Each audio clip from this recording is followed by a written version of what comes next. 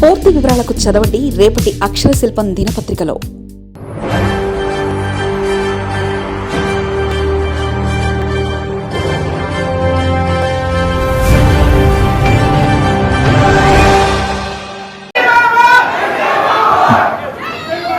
Okay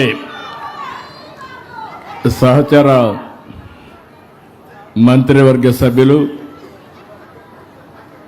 ఈరోజు అమరావతి స్థాయికి రావడానికి కారకులైనటువంటి నారాయణ గారు, సహచర మంత్రివర్గ సభ్యులు, జనసేన నాయకులు నాదెళ్ల మనోహర్ గారు, గౌరవ పార్లమెంట్ సభ్యులు భాష్యం రామకృష్ణ గారు, గౌరవ శాసనసభ్యులు తెనాలి శ్రావణ్ కుమార్ గారు, secretary municipal administration Suresh Kumar గారు, చైర్మన్ ఏడీసీఎల్ లక్ష్మీ పార్సారథి గారు, కమిషనర్ సిఆర్డిఏ విజయరామరాజు గారు, collector district collector Srikanth Varma గారు, ఇప్పుడే వాళ్ళ అభిప్రాయాలు చాలా స్పష్టంగా చెప్పినటువంటి రైతు సోదరులు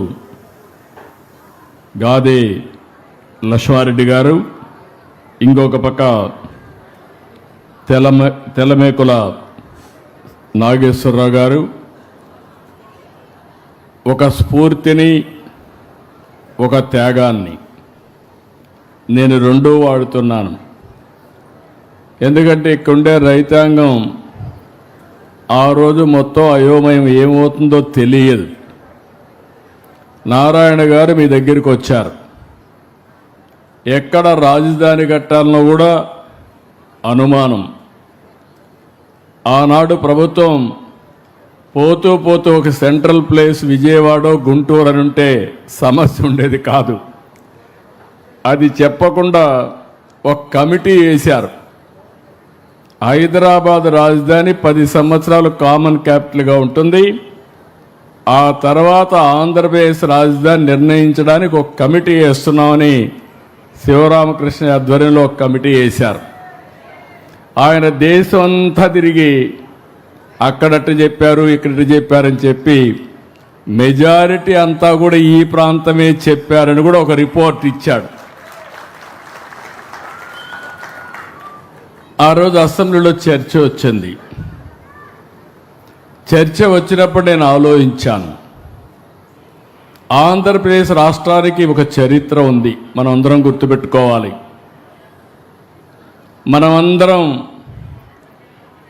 చెన్నై రాజధానిగా, ఆ రోజు మెడ్రాస్ రాజధానిగా మనమందరం అక్కడికి పోయేవాళ్ళం. మన నాయకుడు ఎన్టీ రామారావు గారు కూడా సినిమాల్లో యాక్ట్ చేయాలంటే ఎక్కడికి పోవాలంటే నేరుగా విజయవాడ నుంచి ట్రైన్ ఎక్కి చెన్నైకి పోయి ఒక నటుడుగా మహానాయకుడిగా తయారైన విషయాన్ని కూడా మనం గుర్తుపెట్టుకోవాలి. అప్పట్లో అందరూ కూడా బాధపడితే, కానీ పొట్టి శ్రీరాములు గారి త్యాగం,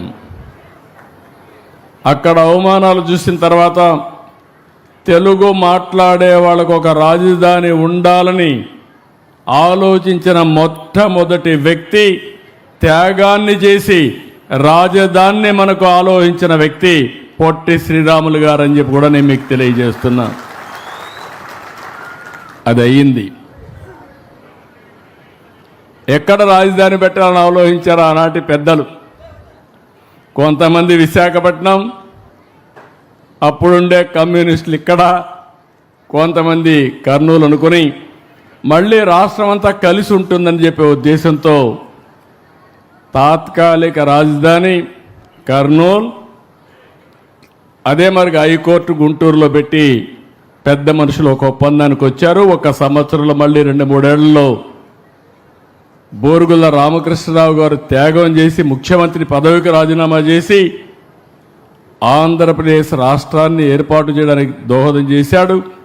అదే మొట్టమొదటి భాషా ప్రయుక్త రాష్ట్రాల్లో మొట్టమొదటిది ఆంధ్రప్రదేశ్, తర్వాతనే అనేక రాష్ట్రాలు వచ్చాయి. మీరు నేను ఇక్కడ ఉండేవాళ్ళు కొంతమంది అయితే చాలా సంవత్సరాలు, నేను 78 ఎమ్మెల్యే అయితే నేరుగా హైదరాబాద్లో సెటిల్ అయ్యాను. అక్కడి నుంచి ఎందుకంటే నేను మంత్రి కావడం, పార్టీ అధ్యక్షుడు కావడం, ముఖ్యమంత్రి కావడం, రాష్ట్రం అంతా రన్ చేయాలి కాబట్టి అటు తెలంగాణ ఇవన్నీ చేశాం.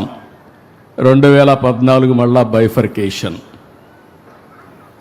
ఆ రోజు కూడా నేను ఒకటి ఆలోచించాను, మీరు గుర్తుపెట్టుకోవాలి. భగవంతుడు నాకు కొన్ని అవకాశాలు ఇచ్చాడు, ఆ అవకాశాలని సద్వినియోగం చేసుకున్నాను.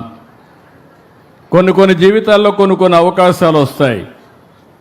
సద్వినియోగం చేసుకున్న వాళ్ళం మనకు ఒక తృప్తి ఉంటుంది. ఎందుకంటే మనకి ఇచ్చిన అవకాశాన్ని సద్వినియోగం చేశామని. ఇప్పుడే మనోహర్ గారు వస్తూ ఒక మాట అన్నాడు, సార్ మీరు హైటెక్ సిటీ కట్టారు, అది మహానగరం అయింది, హంబుల్ వే మీరు ఇది స్టార్ట్ చేశారంటే హంబుల్ కాదు, ఇది గ్రేట్ విజన్కి మొదటి సక్సెస్ మాత్రం అని చెప్పాను. విభజన జరిగింది ఆ రోజు. మీరు అందరూ హైదరాబాద్ పెట్టిన నన్ను చాలామంది ఎగతాళి చేశారు. నేను హైటెక్ సిటీ కడితే ఆనాటి రాజకీయ నాయకులు హైటెక్ సిటీ కడితే ఏమవుతుందన్నారు.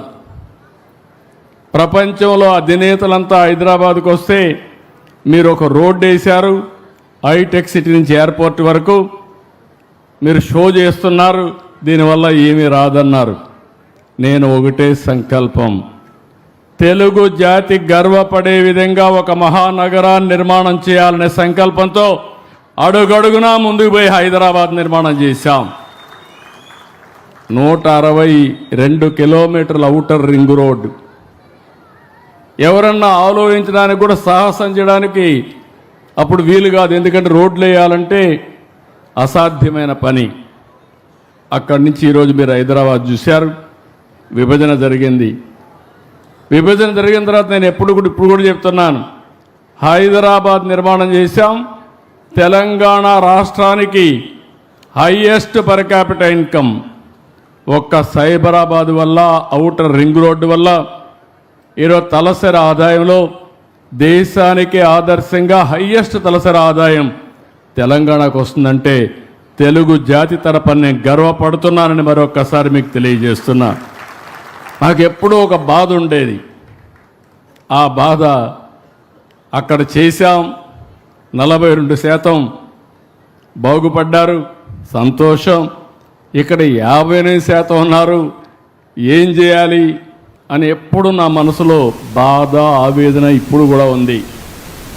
అక్కడి నుంచి నేను ఆలోచించినప్పుడు రాజధాని లేకపోతే మనం ఏం చేయలేం.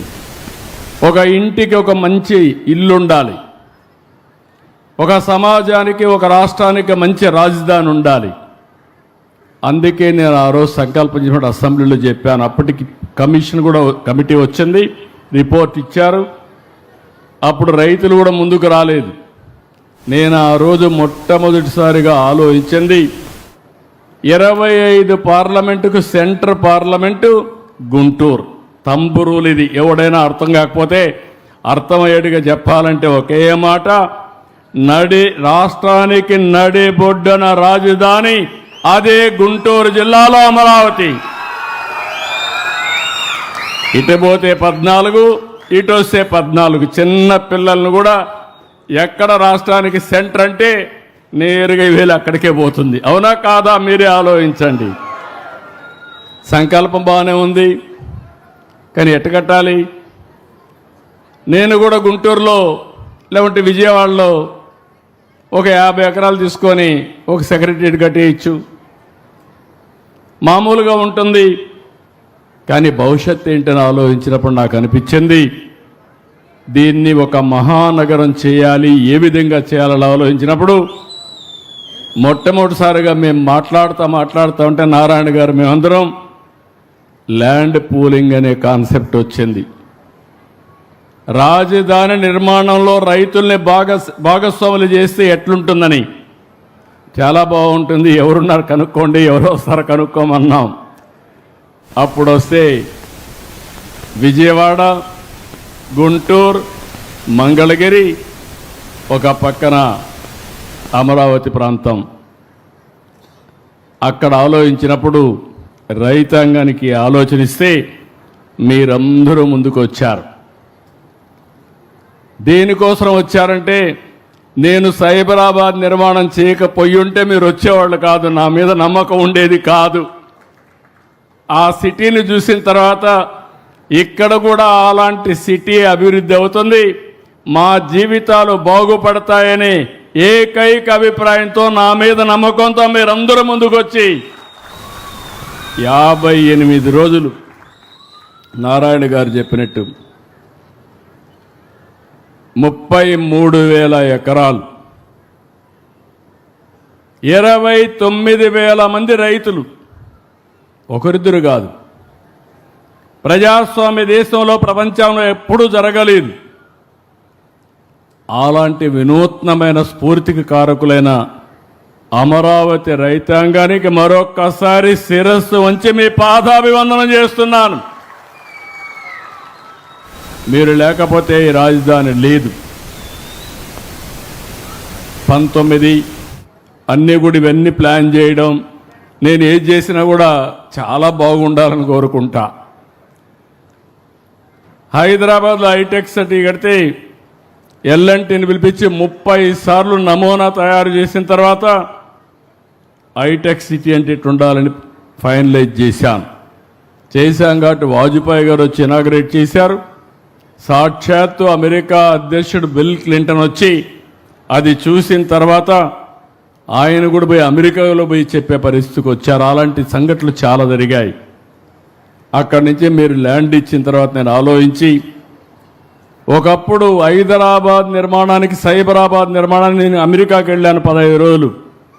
ఈసారి అమరావతి నిర్మాణానికి మొట్టమొదటిసారిగా నేను వెళ్ళిన దేశం సింగపూర్ దేశం అని చెప్పి కూడా నేను మీకు తెలియజేస్తున్నా.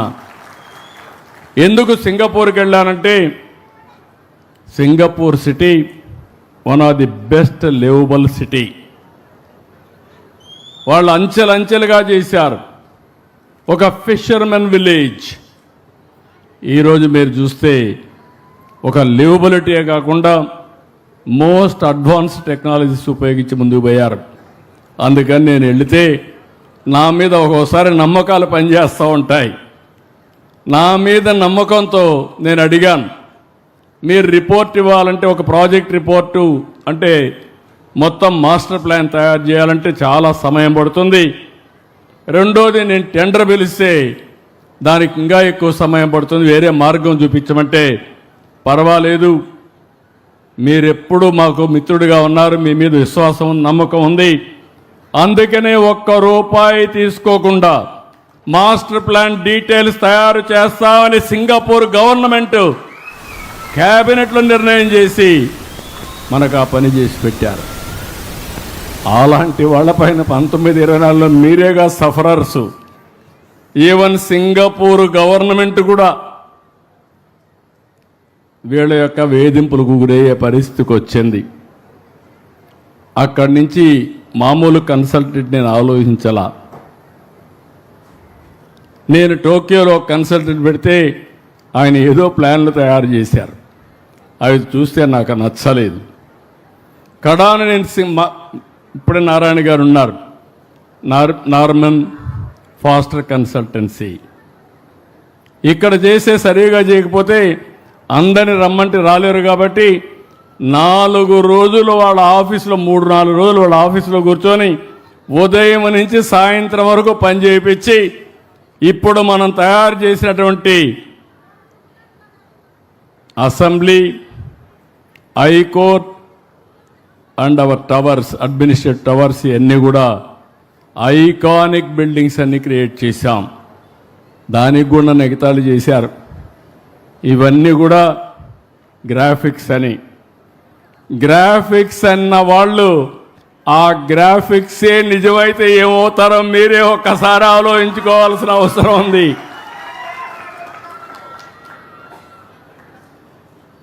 ఇప్పుడు ఇక్కడికి వచ్చినప్పుడు నేను ప్రతిరోజు 2 నిమిషాలే దేవుణ్ణి ప్రార్థిస్తా, దండం పెట్టుకుంటా, అందరూ బాగుండాలని కోరుకుంటా. నాకు చిన్నప్పటి నుంచి వెంకటేశ్వర స్వామి మా కుల దైవం. మా ఇంటి దగ్గర చూస్తే మంగాపురం సైడ్ నామాలు కనపడుస్తూ ఉంటాయి. అది నాకు ఒక స్ఫూర్తి. నేను దేవునికి దండం పెట్టుకున్నప్పుడు ఇంకొక విషయం కూడా చెప్పాలి. ఇప్పుడు ఇలాంటి సమయాల్లో కొన్ని రీకలెక్ట్ చేసుకోవాలి. నేను అమరావతి ఇక్కడ రాజధాని కడతానంటే రామోజీరావు గారు నాకు ఫోన్ చేశాడు. ఫోన్ చేసి, బాబు గారు మీరు రాజధాని కడుతున్నారు, పేరు ఏం పెట్టబోతున్నారు అనేది నాకు కొన్ని రిజర్వేషన్స్ ఉన్నాయి. నాకుండే అనుభవంతో నా మీడియా అంతా ఉపయోగించి నేను రీసెర్చ్ చేశాను. ఆ ప్రాంతానికి ఒక చరిత్ర ఉంది. ఆ ప్రాంతానికి సరైన పేరు అమరావతి అవుతుంది, మీరు ఆలోచించండి అని ఆయన ఒక రీసెర్చ్ పేపర్ నాకు పంపించాడు. అంటే మంచి పని చేస్తే అందరూ సహకరిస్తారనే దానికి ఇది ఒక ఉదాహరణ. ఆ పేరినంగానే నాకు కూడా ఒక మనసు ఉప్పొంగింది, జలధరించింది. దానికి కారణం ఆ పేరు పెడతామని అనౌన్స్ చేస్తే ఇంతవరకు అపోజ్ చేసిన వ్యక్తి కానీ ప్రత్యామ్నాయ పేరు చెప్పిన వ్యక్తి కానీ లేరంటే అది అమరావతి ప్రభావం. అక్కడి నుంచి అసెంబ్లీలో నేను అనౌన్స్ చేసినప్పుడు మీరు చూసుంటారు, నాకు పెద్ద సమస్య. హైదరాబాద్ అసెంబ్లీలో, ఓల్డ్ అసెంబ్లీలో ఆంధ్రప్రదేశ్ సమావేశాలు,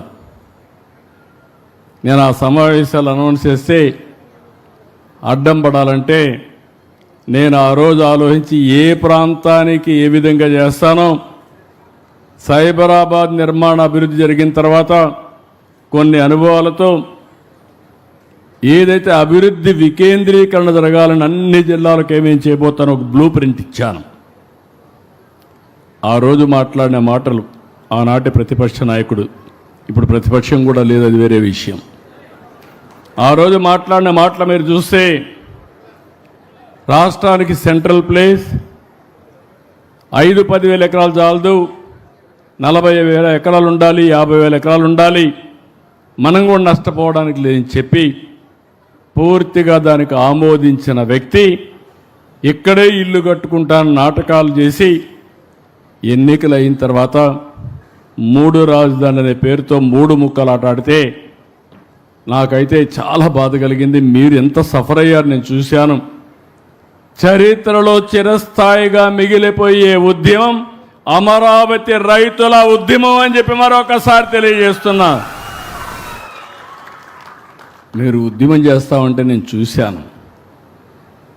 కడాన నేను పార్టీ అకౌంట్లో డబ్బులు కూడా లేదు మీకు సహాయం చేద్దామంటే, అలాంటి సందర్భాన్ని కూడా నేను ఫేస్ చేశాను. కోర్టులో చూస్తే ఆ వాద్యాలకు డబ్బులు ఎంత అవుతుందంటే, ఒక మంచి అడ్వకేట్ రావాలంటే అతనికి లక్షల రూపాయలు ఇస్తే తప్ప ఒక్కొక్క ఆర్గ్యుమెంట్కి 50, ఒక రోజు ఆర్గ్యుమెంట్కి 50 లక్షలు వచ్చిపోవాలంటే, అలాంటివన్నీ ఉంటే నేను కడాన జోలి బట్టి డబ్బులు వసూలు చేసి ఆ రోజు మీ ఉద్యమానికి సహకరించాను నా వంతు కర్తవ్యంగా. ఆ రోజు అమరావతి ఉద్యమం కోసం పోరాట కమిటీలు వేసుకోవడం, మీరందరూ పోరాడి దీన్ని సాధించారు. చరిత్ర ఉంటే చరిత్రలో, అమరావతి చరిత్రలో రైతులకంటూ ఒక ప్రత్యేకమైనటువంటి ఒక సంఘటన, ఒక చాప్టర్ ఉంటుంది. దాంట్లో ఎవ్వరికి అనుమానం అవసరం లేదు. అలాంటి త్యాగాలు చేసిన మీ అందరినీ మరొక్కసారి మనస్ఫూర్తిగా అభినందిస్తున్నా. ఈరోజు నేను ఎవ్రీడే నేను పూజ చేసేటప్పుడు 2 నిమిషాలు ఆలోచిస్తా. అమరావతి ప్రజా రాజధాని, నేను అమరావతి ప్రజా రాజధానిగా పెట్టిన రోజున మీరు ఒక్కసారి ఆలోచిస్తే దేశంలో ఉండే, రాష్ట్రంలో ఉండే అన్ని గ్రామాల్లో పవిత్రమైన మట్టిని, ఆ గ్రామంలో ఎక్కడుంటే అక్కడ పవిత్రమైన జలాలను తీసుకుని అక్కడుండి పవిత్ర ఆలయాలు, అది చర్చ్ కావచ్చు, మసీదు కావచ్చు, ఇంకొక దేవాలయం కావచ్చు, ఏదైనా కానీ అక్కడ పూజలు చేసి అవన్నీ ఇక్కడ తీసుకొచ్చాం. దేశంలో ప్రపంచంలో ఉండే పవిత్ర దేవాలయాలని తీసుకొచ్చాం. నేనే హెలికాప్టర్లో కూడా తిరిగి మొత్తం ఏరియా అంతా ప్రక్షాళన చేసాం, అన్నీ చేశాం. ఆ మహిమ ఊరికే పోదు. అందరూ దేవుళ్ళ యొక్క ఆశీర్వాదాలు మన మీద ఉన్నాయి, ఈ యొక్క అమరావతి పైన ఉన్నాయి. రెండవది, అమరావతి దేవతల రాజధాని కూడా. ఇక్కడ ప్రజా రాజధాని. మన పురాణాల్లో మనం చదువుకున్నది అమరావతి రాజధాని, దేవతల రాజధాని. దేవేంద్రుడు అక్కడ రాజు. అదే మరి దేవతల రాజధాని అమరావతి అన్నప్పుడు అమరావతిలో ఇబ్బందులు ఉండవు. ఎక్కడ? స్వర్గంలో. నాకు అదొక స్ఫూర్తి. నేను ఎవ్రీడే దలుచుకున్నప్పుడు ఒకటే దలుచుకుంటాను, వెంకటేశ్వర స్వామి కూడా కలియుగ దేవుడు పుట్టిన స్థలం, నెలచిన ప్రదేశం ఆంధ్రప్రదేశ్ రాష్ట్రం. ఈ విషయం కూడా మీరు గుర్తుపెట్టుకోవాలి. అందుకే మొట్టమొదటిసారిగా అమరావతిలో వెంకటేశ్వర స్వామి దేవాలయాన్ని కూడా నిర్మాణానికి చేపట్టి, తిరుపతి తర్వాత అంత పెద్ద ప్రాముఖ్యత ఉన్న దేవాలయం అమరావతిలో ఉండాలనేది నా ప్రగాఢమైన ఆకాంక్ష. మిగిలిన దేవాలయాలు, చర్చిలు కానీ మసీదులు కానీ అవన్నీ వస్తాయి. ఆ యాంగిల్ నేను ఎవ్రీడే, మీరు అపార్థం చేసుకోకపోతే, మీరందరూ ఆశ్చర్యపోకపోతే, నేను ఒకటే కోరుకుంటా, అమరావతి ప్రజా రాజధాని, అమరావతి దేవతల రాజధాని, కలియుగ దేవుడు వెంకటేశ్వర స్వామి. నేను ప్రతిరోజు వర్చువల్గా ఆయన దగ్గరికి వెళ్తాను, ప్రార్థన చేస్తాను. ప్రార్థన చేసి ఏం చేస్తానంటే, నాకు శక్తినివ్వండి, మంచి ఆలోచననివ్వండి, అమరావతి రాజధాని ప్రపంచంలో నెంబర్ 1 రాజధానిగా తయారు చేయడానికి ఆశీర్వదించమని కోరుకుని అక్కడి నుంచి ఇంకెదురు తిరగను. నేను వెనక్కి ముందుకు చూడను. ఒక అమరావతి కాదు, రాష్ట్రం మొత్తం అభివృద్ధి కావాలి. అందుకే నేను కోరుకునే ప్రార్థనలో హెల్తీ, వెల్తీ, హ్యాపీ సొసైటీ.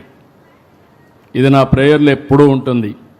అంటే అందరికీ ఆరోగ్యం ఉండాలి, అందరూ కూడా డబ్బులు ఉండాలి. డబ్బులు లేకుండా, పేదరికం, తిండి లేకుండా ఉంటే మనం ఎన్ని సిద్ధాంతాలు చెప్పినా సిద్ధాంతాలుగానే మిగిలిపోతాయి. మూడోది ఆనందం ఉండాలి. ఆనందం లేని లైఫ్ వృధా. అందుకే నేనున్నా, మా వాళ్ళు ఆ పక్కన వస్తూ ఉంటే ఆ పక్క ఈ పక్క బ్రిడ్జికి గోడలు కట్టారు. తొంగి చూస్తే నీళ్లు పోతా ఉంటే, ఆహ్లాదకరంగా నీళ్లు ఉంటే, పైన కొండల్లో పచ్చదనం. ఈ పచ్చదనం ఎక్కడా ఉండదు, అది కూడా గుర్తుపెట్టుకోవాలి. ప్రత్యేకమైన పచ్చదనం ఉండే ఏకైక ప్రదేశం మన అమరావతిని. అలాంటి పచ్చదనానికి ఎందుకు ఈ మాట వాడుతున్నానంటే, వేరే ప్రాంతాలు ఇంత ఇది రాదు. భూమి సారవంతంగా వచ్చి ఏదైనా కావచ్చు. మేము ఎన్నికల్లో ఒక మాట చెప్పాం, నేను మా మిత్రుడు పవన్ కళ్యాణ్ గారు ఒక మాట చెప్పాం, ఈ రాష్ట్రాన్ని విధ్వంసం చేశారు. ఎన్నికల ముందు పవన్ కళ్యాణ్ గారు కూడా రాజధానికి వస్తే, మీ సమస్యలు తెలుసుకోవాలని వస్తే, ముళ్ళ కంపలు వేస్తే ముళ్ళ కంపలను కూడా దోసుకొని మీ దగ్గరకు వచ్చిన నాయకుడు పవన్ కళ్యాణ్ గారు. ఈ విధంగా అనేక మంది మనం అందరం కూడా సఫర్ అయ్యాం. ఒకసారి నేను మా మిస్సెస్ వస్తే, మా మిస్సెస్ చూసిన తర్వాత చేతిలో ఉండే గాజులు తీసేసి అమరావతికి డొనేట్ చేసే పరిస్థితికి వచ్చారు. ఇలాంటి వాళ్ళు చాలామంది ఒక నిస్వార్థంగా స్ఫూర్తినిచ్చారు. ఈరోజు ఇవన్నీ ఆలోచించిన తర్వాత మీకు ఒకటే చెప్తున్నాను, అమరావతి ఏ విధంగా ఉంటుందనే దానికి ప్రపంచంలో ఎక్కడా లేని సిటీగా ఉండాలంటే నో పోల్స్. ఎక్కడా పోల్సే కనపడవు. ఏ సర్వీస్ కూడా రావాలంటే రోడ్డు కట్ చేసే పనే ఉండదు. నేను హైదరాబాద్ చూసేవాడిని, సెక్రటరియట్ ముందర, అసెంబ్లీ ముందర ఒక ఆయన వచ్చి ఒకసారి రోడ్డు కట్ చేస్తాడు, ఆయన వెళ్ళంగానే ఇంకొక ఆయన వస్తాడు, నేను కరెంటు నీళ్లు తీసుకుపోవాలి, ఆయన కట్ చేస్తాడు, ఇంకొక ఆయన వస్తాడు, మురుగు వస్తూ ఉంది, పైపు లీక్ అయిపోయింది, మళ్ళా రిపేర్ చేయాలి, ఇంకొక ఆయన కట్ చేస్తాడు. నేను ఎన్ని చెప్పినా కూడా హైదరాబాద్లో సైబరాబాద్లో కూడా ఇలాంటి స్ట్రైట్ రోడ్స్ రాలా. నేను ఆ రోజు చెప్పాను, ఇక్కడ ప్రత్యక్ష సాక్షి ఒకరే ఉన్నారు, లక్ష్మీపార్ సార్ది ఒకటే ఉంది నాతో ఆ రోజు. ఆవిడ ఆ రోజు అర్బన్ డెవలప్మెంట్ అథారిటీ చైర్మన్గా ఎండీగా ఉంటే నేను ఒకరోజు రమ్మని ఒక గిర్ర గీశాను. హైదరాబాద్ చుట్టూరు ఒక గిర్ర గీసి ఇది రాబోయే రోజుల్లో ఔటర్ రింగ్ రోడ్డుగా ఉంటుంది, మీరు ఒకసారి ఫీల్డ్లోకి వెళ్ళండి, ఎక్కడన్నా అడ్డంకులు ఉంటే మెరుగైన ప్రదేశం ఉంటే చూసుకొని ఫైనల్గా తీసుకురండి. ఏ రాజకీయ నాయకుడు చెప్పినా ఏ ఒత్తిడికి లొంగకుండా బెస్ట్ ఓఆర్ఆర్ తయారు చేయమని ఆవిడ ఆదేశాలు ఇస్తే క్లియర్గా తయారు చేసుకొచ్చింది. దాన్ని యాజ్ ఇట్ ఈజ్ నేను అప్రూవ్ చేసి 162 కిలోమీటర్లు హైదరాబాద్కి వడ్డాణం నెక్లెస్ అది. అలాంటి బ్రహ్మాండమైన రోడ్డు ఆ రోజుట్లో 8 lane road with service roads తీసుకొచ్చిన పరిస్థితి. ఇక్కడ మీరు గుర్తుపెట్టుకో, ఎక్కడా పోల్స్ ఉండవు. నెంబర్ 1 ప్రిన్సిపల్, 5 ప్రిన్సిపల్ చెప్తున్నా, మీరు కూడా అసోసియేట్ కావాలి. ఈ రోడ్లో ఎక్కడ కట్టింగ్లు ఉండవు, అన్నీ కూడా డక్ట్స్ పెట్టేశాం, బ్యూటిఫుల్గా తయారు చేశాం. నీళ్లు పోవాలంటే ఒక డక్ట్లో వెళ్తాయి, డ్రైనేజ్ పోవాలంటే ఇంకో దాంట్లో వెళ్తాయి, ఎక్కడికక్కడ ట్రీట్మెంట్ కూడా అయిపోతుంది. ఫ్లడ్ వాటర్ వస్తే ఇంకో దాంట్లో వెళ్తాయి. ఐసిటీ కమ్యూనికేషన్ అంతా కూడా ఒక డక్ట్ తీసుకొస్తాం. కరెంటు కూడా పైన వైర్లు కనపడవు, అది కూడా డక్ట్లో వచ్చి మీ ఇంటి దగ్గర కరెంట్ ఇస్తాం. ఏసీ కూడా సెంట్రల్ డిస్ట్రిక్ట్ కూలింగ్ పెట్టాం, దీనివల్ల ఒక 20% తగ్గుతుంది. గ్యాస్ కూడా సిలిండర్లు రావు, పిఎన్జి ఉంటుంది, కరెంటుతో వంట చేసుకునే పరిస్థితి వస్తుంది, ఎవ్వరు కూడా అటు ఇటు తిప్పే పరిస్థితి ఉండదు. ఇది నెంబర్ 1 ప్రిన్సిపల్. నెంబర్ 2 ప్రిన్సిపల్ ప్రపంచంలో ఎక్కడా లేనిది మనకే ఉంది, నీళ్లు. ఈ సంవత్సరం ఎల్లినో చాలా సమస్యలు ఉన్నాయి. ఆ రోజు దూరదృష్టితో పట్టిసీమ ప్రారంభించి పట్టిసీమ నుంచి కృష్ణా డెల్టాకు నీళ్లు తీసుకొచ్చి ఇచ్చింది 12 సంవత్సరాల కంటే ముందు. ఆ నీళ్లు ఈరోజు శ్రీరామ రక్ష మనకు. రాబోయే సంవత్సరం పోలవరం పూర్తి చేస్తాం, పోలవరం నీళ్ళని కృష్ణా జిల్లా తీసుకొస్తాం. నేరుగా గ్రావిటీతో కృష్ణా డెల్టా పారడమే కాకుండా అమరావతి ఒక పక్కన కృష్ణా నీళ్లు, ఇంకో పక్క గోదావరి నీళ్లు, రెండు చూస్తే అమరావతి మొత్తం నీటి సమస్య ఉండదు.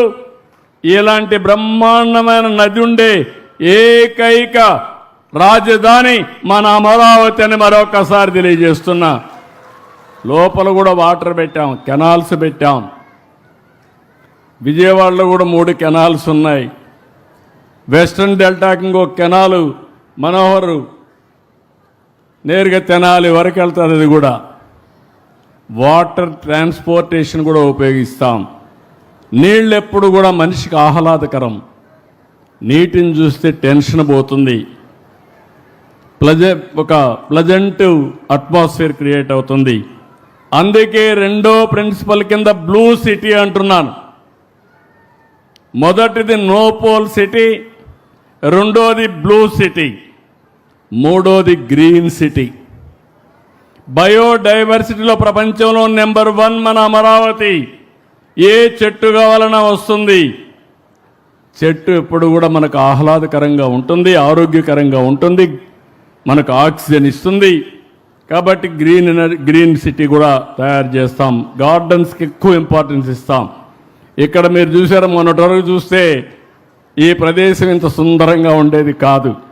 ఈరోజు చెట్లు పెట్టిన తర్వాత, ఇది చేసిన తర్వాత మనం ఇక్కడికి వస్తానే మన ఊరేనా, నిన్నటి వరకు తిరిగిన కరకట్ట రోడ్డేనా, దాని పక్కనే ఇది వచ్చిందా అని మనకందరికీ ఆశ్చర్యం కలిగే పరిస్థితి. ఈరోజు ఇది చేస్తే నాకు కొంతమంది అంటున్నారు, నిన్నటి వరకు కరకట్ట రోడ్లో పోయి ఎన్నో ఇబ్బందులు పడ్డాం, కొంతమంది చనిపోయాం. ఈరోజు అమరావతి రాజధానికి రాజమార్గాన్ని ఏర్పాటు చేసుకున్నాం. వన్స్ ఈ రోడ్డు ఎక్కితే ఇంకా మీకు అక్కడి నుంచి అనుభూతే. ఇంకా ట్రావెల్ చేయడం అనేది రాజధాని ఎట్లుంటుందో ఊహించుకోవడమే. అలాంటి ఇది ప్రారంభం మాత్రం. ఇక్కడి నుంచి ఈ రోడ్డు నేరుగా పోయి Vijayawada Guntur national highway connect చేస్తాం. తాడేపల్లి ద్వారా పోయి కనెక్ట్ అవుతుంది. ఇలాంటి రోడ్లన్నీ చాలా వస్తాయి. నాలుగోది గ్రీన్ ఎనర్జీ. మీరు ఈ విషయం కూడా గుర్తుపెట్టుకోవాలి. ఇక్కడ వాడే కరెంట్ అంతా మీ ఇంటి పైన మీరందరూ సోలార్ ప్యానెల్స్ పెట్టుకోవాలి. మీరే కరెంట్ ఉత్పత్తి చేసుకోవాలి. చాలకపోతే మేము గ్రీన్ ఎనర్జీ తెస్తాం, అది కూడా ఇక్కడ ఇస్తాం. Net zero, pollution free. అమరావతిలో ఇల్లు కట్టుకున్న వాళ్ళు జీవితకాలం ఇంకొక 20-25 సంవత్సరాలు ఎక్కువగా ఉంటుంది. అది అమరావతి యొక్క ప్రత్యేకత. ఇంకొక పక్క గ్రీన్ ఎనర్జీ పెట్టినప్పుడు పొల్యూషన్ లేకుండా నెట్ జీరో తీసుకొస్తాం. ఇవన్నీ ఉంటే ఆదాయం కూడా కావాలి. కాబట్టి knowledge economy, deep tech capital. First time అమరావతిలో మీరు చూశారు, క్వాంటమ్ వ్యాలీ వచ్చింది. క్వాంటమ్ అంటే ఎవరికి తెలియదు. ఒకప్పుడు ఐటీ మాట్లాడాను, ఇప్పుడు ఏఐ మాట్లాడుతున్నా. Next level quantum. డేటా సెంటర్లు వస్తున్నాయి. మీరు ఇమాజిన్ చేసుకుంటే శారీరక కష్టపడడం కాదు, మైండ్ ఉపయోగించి, సెల్ ఫోన్ ఉపయోగించి మీరు పనిచేస్తే ఆకాశమే హద్దుగా మనం అభివృద్ధి అయ్యే అవకాశం వస్తుంది. అందుకే ఈ సిటీకి డీప్ టెక్ క్యాపిటల్గా నామకరణం చేయడమే కాకుండా అన్ని యూనివర్సిటీలు ఇక్కడ వస్తాయి. ఎస్ఆర్ఎం వచ్చింది, విట్ వచ్చింది, అమృత్ వచ్చింది, ఎస్ఎల్ఆర్ఐ వచ్చింది. పనులు ప్రారంభించాం. Bits Pilani, one of the most beautiful campus. ఇక్కడికే వస్తా ఉంది. పనులు మీరు చూస్తే వెంకటేశ్వర స్వామి దేవాలయం పక్కన, ఈ యొక్క వెస్టర్న్ బైపాస్ పక్కన బ్యూటిఫుల్గా వచ్చే పరిస్థితి వస్తుంది. ఈ 5తో అమరావతి రాజధాని నిజమైన స్ఫూర్తితో ప్రజా రాజధానిగా, దేవతల రాజధాని, ఆ స్ఫూర్తి మీరివ్వాలి. మొన్న మీరందరూ కూడా ఒక పని చేశారు, ఒక స్ఫూర్తిదాయకంగా ఇచ్చారు. శాశ్వతంగా ఆ స్ఫూర్తి ఉండాలంటే మీలో ఎప్పటికప్పుడు చెప్పుడు మాటలు వదిలిపెట్టి రాష్ట్రం అంతా కూడా ఆలోచించాలి. ఇది ప్రారంభం మాత్రం. నాకు ఒక ఆలోచన ఉంది.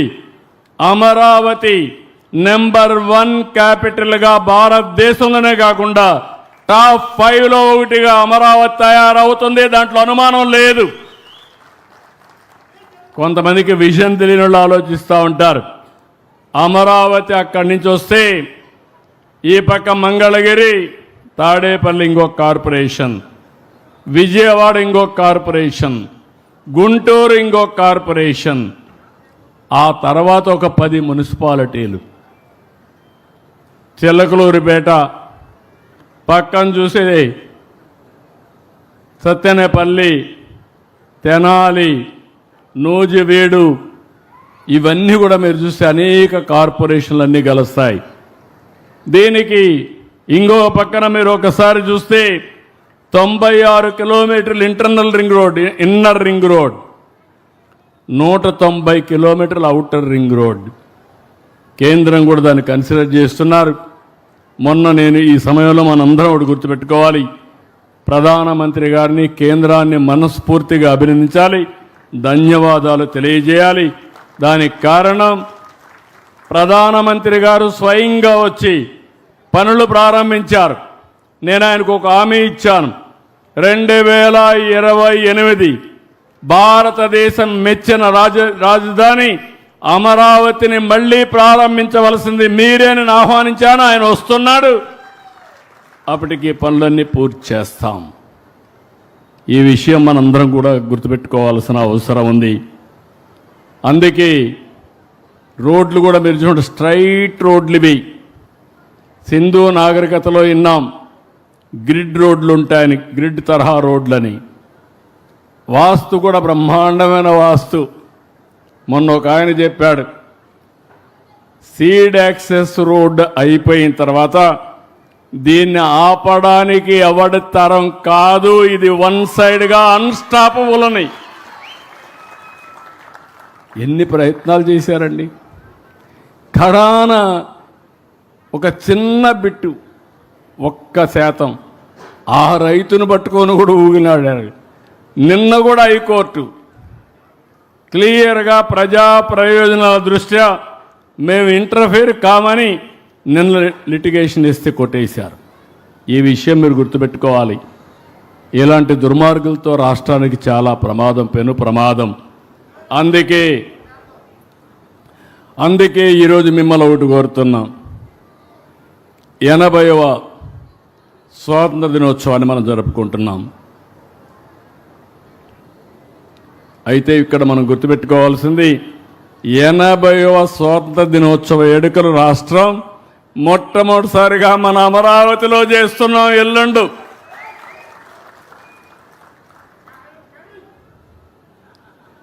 కాబట్టి మీరు గుర్తుపెట్టుకోవాల్సింది, దీన్ని ఒక స్ఫూర్తిదాయకంగా మీరు ముందుకు తీసుకుపోయి మనందరం కూడా ఆలోచించాల్సిన అవసరం ఉంది. నేను ఎప్పటికప్పుడు అన్నిటికీ టైం బౌండ్ ప్రోగ్రాం పెట్టుకుంటున్నాను. నాకు చాలా సంతోషం. ఒక పక్క నేను కానీ, పవన్ కళ్యాణ్ గారు కానీ, ఇంకొక పక్క బీజేపీ మన నరేంద్ర మోడీ గారు కానీ, మా ముగ్గురి ఆలోచన ఒకటే, ఆంధ్రప్రదేశ్ రాష్ట్రం అభివృద్ధి కావాలి, ప్రజా సమస్యలన్నీ పరిష్కారం కావాలి, మీ జీవితాలు బాగుపడాలని ఏకైక లక్ష్యంతో నిస్వార్థంగా పనిచేసేది ఈ కూటమి ప్రభుత్వాన్ని మరొక్కసారి మీ అందరికీ విజ్ఞప్తి చేస్తున్నా. ఇక్కడికి వచ్చిన తర్వాత 2047 ఇక్కడ ఒక మాట చెప్పాలి. చంద్రబాబు నాయుడు అనే నేను రాజధానికి సంకల్పం చేశాను అమరావతిగా. ఆ సంకల్పాన్ని అనునిత్యం ఫాలో చేస్తూ ఈరోజు ఈ స్థాయికి తీసుకొచ్చాం. 2047కి ఈ అమరావతి రాజధాని నెక్స్ట్ స్థాయికి తీసుకొస్తాం. పవన్ కళ్యాణ్ అనే నేను పూర్తిగా సహకరించి ఇద్దరం కలిసి పనిచేస్తున్నాం. కాబట్టి రాష్ట్రానికి ఒక చరిత్ర తిరగ రాయబోతున్నామని మరొకసారి మీ అందరికీ హామీ ఇస్తున్నా. నరేంద్ర మోడీ అనే నేను ప్రధానమంత్రిగా మనకు సహకారం ఇచ్చారు కాబట్టి ఈరోజు ఊహించినటువంటి ప్రగతికి మనం నాంది పలికాం. ఇక్కడ మిమ్మల్ని అడుగుతున్నా, అనే నేను, మీరు కూడా అనే నేనే, మీకు ఒక పేరుంది, అనే నేను అనే పేరు పెట్టుకొని వికసిత్ భారత్ వస్తుంది 2047, స్వర్ణ ఆంధ్రప్రదేశ్ అవుతుంది 2047కి. మరి మీరు ఎక్కడుంటారు? అందుకే మిమ్మల్ని అడుగుతున్నా, అనే నేను, మీరు కూడా ఏం చేయాలంటే ఒక చేత్తో నేషనల్ జాతీయ జెండా,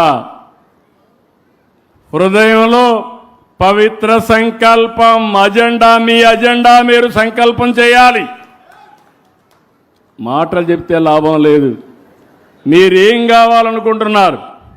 ఏ స్థాయిలో ఉండే వ్యక్తి అయినా ఏమి కావాలి అనుకుంటున్నారో ఒక సంకల్పం చేయాలి. ఆ సంకల్పం గుర్తు రావడానికి పిల్లలకు ఒక కార్యక్రమం చేశాం మేము. స్కూల్లో గ్రీన్ పాస్పోర్ట్ ఇచ్చి ఒక చెట్టు పెట్టమన్నాం. ఆ చెట్టు పెట్టి ఎవ్రీడే నీళ్లు పోయమన్నాం. ఆ చెట్టును చూసుకొని నీ సంకల్పాన్ని మళ్ళీ రివ్యూ చేసుకోమన్నాం, పునరుద్ధరించుకోమన్నాం. 2 కూడా ప్యారలల్గా తీసేపోమన్నాం. 6 ఏళ్ల తర్వాత ఆ పిల్లవాళ్ళు 5 ఏళ్ళు, 6 ఏళ్ళు, 7 ఏళ్ళ తర్వాత బయట వెళ్తే ఆ చెట్టు ఇంకొకరిని దత్తత తీసుకోమన్నాం. అక్కడి నుంచి ఆ చెట్టు పెంచే బాధ్యత ఇంకొకరికి వస్తుంది. చెట్టు శాశ్వతం. కొంతమంది వ్యక్తులు బయట పోవచ్చు. ఈ విషయాన్ని మీరు కూడా గుర్తుపెట్టుకోవాలి. మీరందరూ ఆక్సిజన్ పిలుస్తున్నారా? పీలుస్తున్నామని చేలు పైకెత్తండి.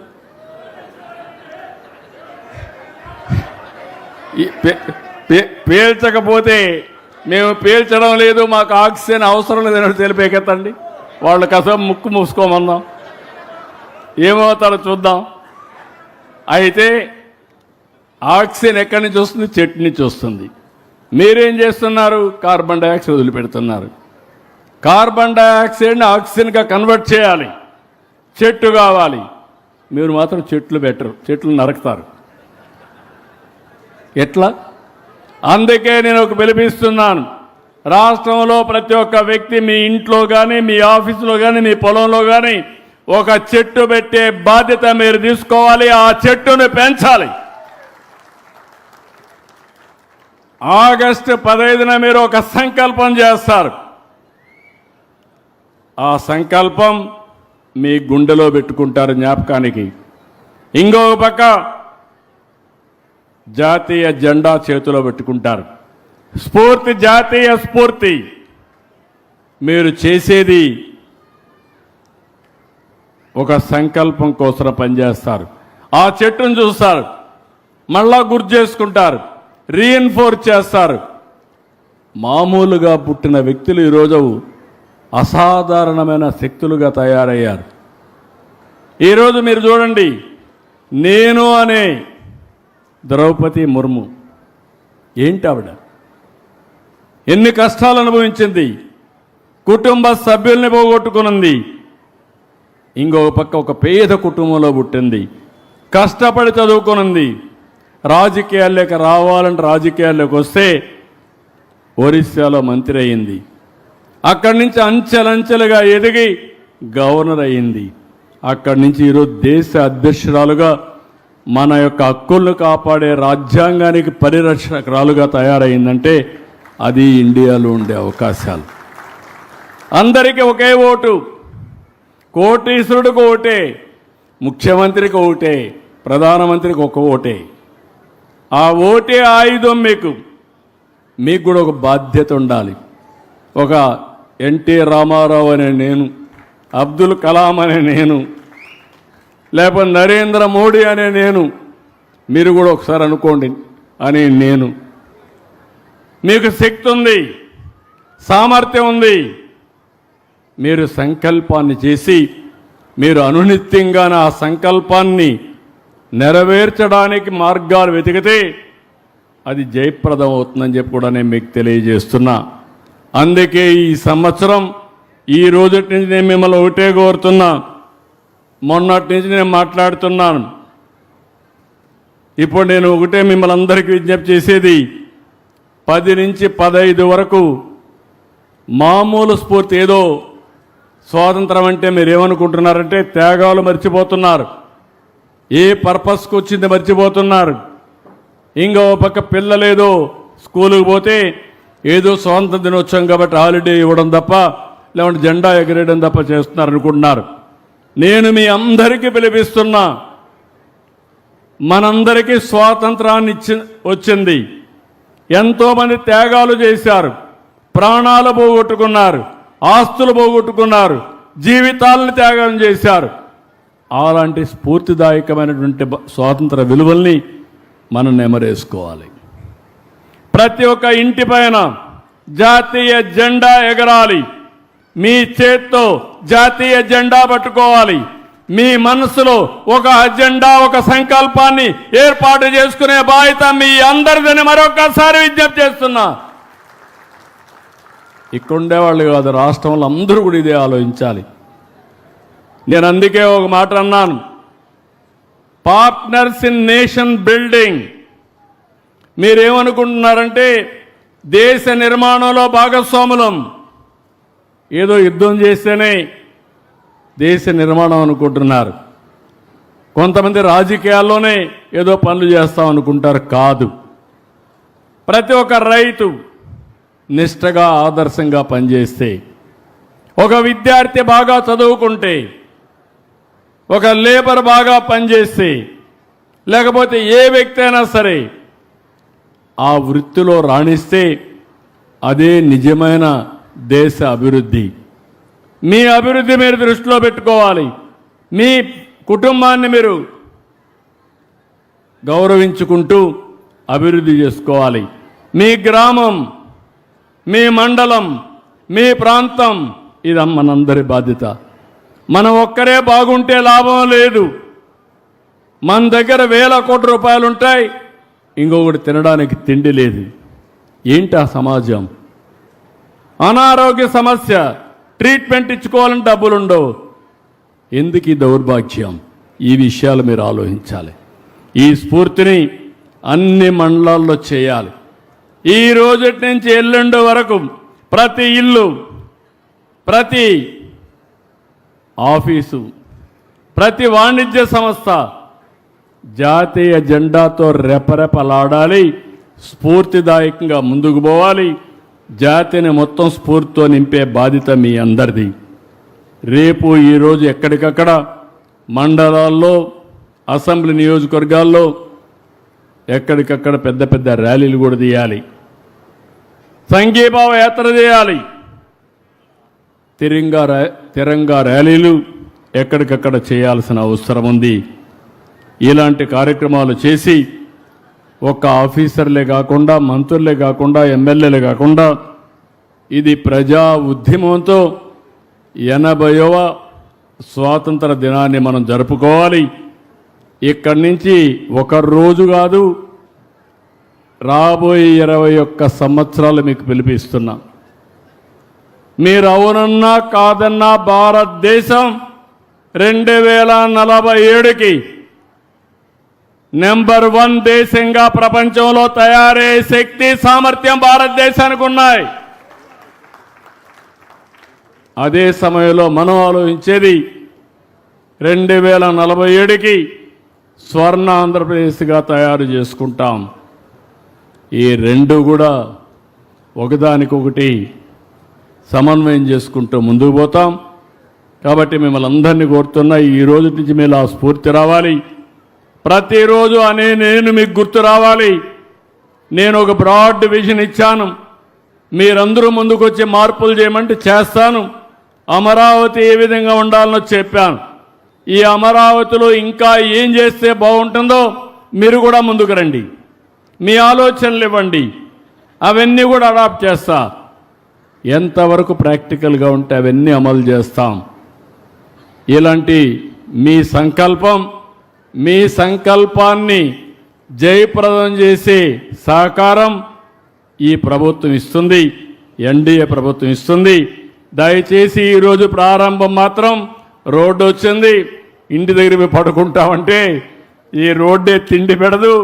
రేపటి నుంచి ఇంకా ప్రతి ఒక్క రోడ్డు పూర్తి కావాలి, ప్రతి బిల్డింగ్ పూర్తి కావాలి. ఇది ఒక ఎకనామిక్ క్యాపిటల్ కావాలి. ఇది 5 కోట్ల తెలుగు ప్రజలకు రాజధాని కావాలి. ప్రతి ఒక్కరి కోరికలు నెరవేర్చే సంకల్ప సిద్ధికి ఇది కేంద్రం కావాలని మనస్ఫూర్తి కోరుకుంటున్నా. ఎల్లుండి బ్రహ్మాండంగా మనం చేసుకుందాం. కాబట్టి మీరందరూ మళ్ళా ఇంట్లో పడుకుంటే స్ఫూర్తి రాదు. ఇలాంటి స్ఫూర్తిదాయకమైన మీటింగులకు రావాలి. ప్రతి ఒక్కరూ ఎల్లుండి అందరం కూడా ఆగస్టు 15వ తారీఖున స్వాతంత్ర దిన సమరంలో పోరాడిన యోధులకి నివాళులర్పించడమే కాకుండా జాతీయ స్ఫూర్తిని పెంచుకుందాం. అందరం భాగస్వాములు అవుదామని చెప్పి తెలియజేసుకుంటూ మరొక్కసారి ఈరోజు ఐఎమ్ వెరీ హ్యాపీ, చాలా ఆనందంగా ఉన్నా. మొదటి మెట్టెక్కాను. ఇంతవరకు మెట్లే కడుతున్నాం. అలాంటిది ఈరోజు మొదటి మెట్టెక్కాం. ఇక్కడి నుంచి ఇంక రాబోయే రోజుల్లో ఒక్కొక్క మెట్టే ఎక్కుతూ చివరి మెట్టు వరకు ప్రయత్నం చేస్తూనే ఉండాలని కోరుకుంటూ ఈ కార్యక్రమంలో ఒక పవిత్రమైన కార్యక్రమం, ఈ కార్యక్రమంలో భాగస్వాములైన మిమ్మల్ని అందరినీ, ప్రత్యేకంగా రైతులందరినీ మనస్ఫూర్తిగా అభినందిస్తూ అందరికీ ధన్యవాదాలు, కృతజ్ఞతలు. Thank you. మళ్ళీ ఒకసారి భారత్ మాతాకి అంటే గట్టిగా చెప్పాలి, భారత్ మాతాకి. పిడికిలి బిగించి చెప్పాలి, భారత్ మాతాకి, భారత్ మాతాకి, భారత్ మాతాకి. తెలుగు తల్లి, ఇది మర్చిపోతే మళ్ళీ మనం సమస్య వస్తుంది. తెలుగు తల్లికి, తెలుగు తల్లికి, తెలుగు తల్లికి. అమరావతి, అమరావతి, అమరావతి, అమరావతి. ఈ స్ఫూర్తి ఎప్పుడు మీ మనసులో ఉండాలి. ఇది గుర్తుండాలని కోరుకుంటూ అందరికీ నమస్కారాలు, ధన్యవాదాలు. Thank you. వారి మాటలు స్ఫూర్తినిస్తాయి, వారి సంకల్పం మార్గం చూపుతుంది, వారి ఆచరణ అభివృద్ధిని సృష్టిస్తుంది. ఈ రోజు ప్రారంభమైన మరిన్ని కథనాల కోసం సబ్స్క్రైబ్ చేసుకోండి మీ అక్షర శిల్పం. పూర్తి వివరాలకు చదవండి రేపటి అక్షర శిల్పం దినపత్రికలో.